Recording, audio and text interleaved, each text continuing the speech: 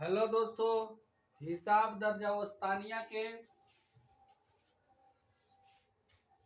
नातिक एदाद और एक मुतगय्यर खत्ती मसावात पर मुश्तमिल मारूजी सवालात को लेकर हम आज हाजिर हुए हैं।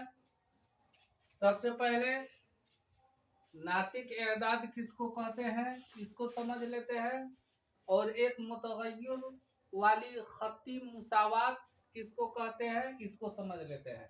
फिर हम आगे बढ़ेंगे सवाल की तरफ।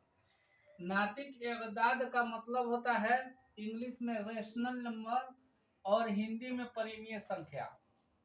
और एक मुतगय्यर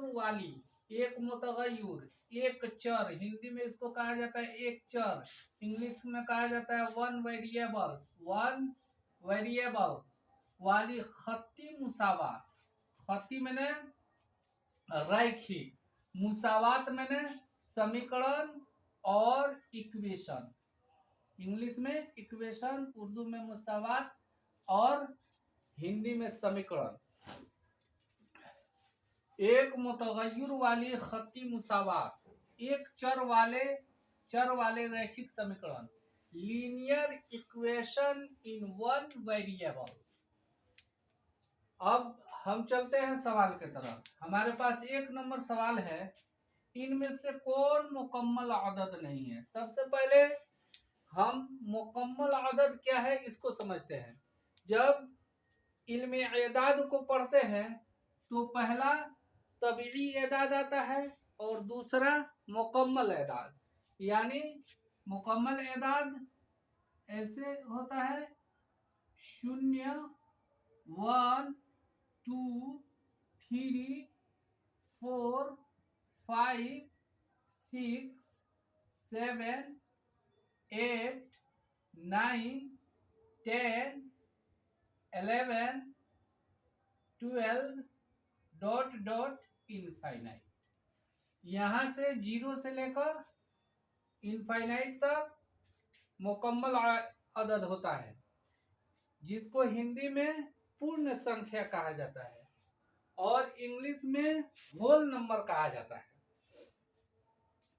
हमारे पास ऑप्शन है 5 - 7 = -2। ये हो गया, ये मुकम्मल अदद नहीं है, सही अदद मुनफी है।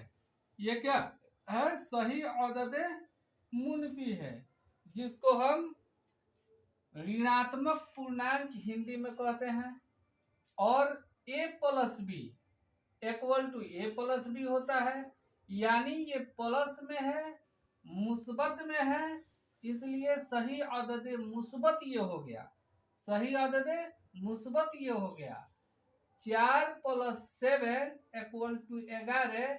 जब 4 को 7 में जोड़ेंगे तो 11 आ जाता है। और जब होल नंबर के श्रृंखला को जब देखते हैं, चैन्स को देखते हैं, तो 11 यहाँ आ रहा है, तो ये होल नंबर हो गया। और ये भी 0 + 5 = 5, ये भी होल नंबर हो गया। यहाँ से जब इसमें देखेंगे इस लाइन को, तो इसमें 5 आ रहा है, तो ये भी होल नंबर हो गया, मुकम्मल अदद हो गया। ये मुकम्मल अदद आपको हो गया, ये मुकम्मल अदद हो गया, ये मुकम्मल अदद हो गया। ये सही अदद मुनफी है। हमारा सवाल का जवाब ये नंबर करेक्ट है। इनमें से कौन मुकम्मल अदद नहीं है? तो मुकम्मल अदद ये नहीं है, इसको सही अदद मुनफी कहा जाता है।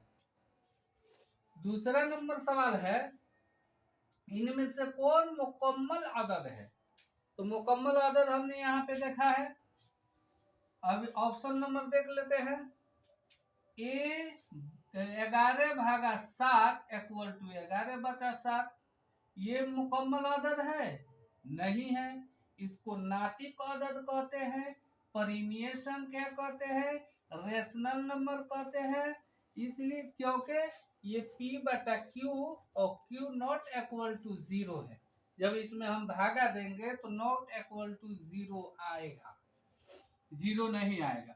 इसको रेशनल नंबर नातिक अदद, ये हो गया नातिक अदद। ये क्या हो गया, नातिक अदद, परिमेय संख्या, रेशनल नंबर।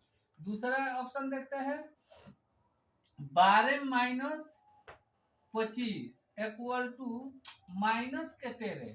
ये हो गया सही अदद मुनफी, सही अदद मुनफी हो गया, ये सही अदद मुनफी हो गया, ऋणात्मक पूर्णांक हो गया।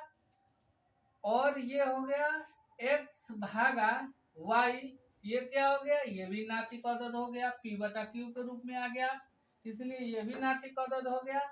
5 प्लस 9 इक्वल टू 14, जो इस लाइन में आगे जब बढ़ेंगे तो हमारे पास 14 आ जाएगा, इसलिए ये मुकम्मल अदद है। ऑप्शन नंबर डी हमारा करेक्ट आंसर है। बाकी ये नातिक अदद है, ये सही अदद मुनफी है, ये नातिक अदद है, और ये हमारा मुकम्मल अदद है। चलिए हम नेक्स्ट सवाल की तरफ बढ़ते हैं।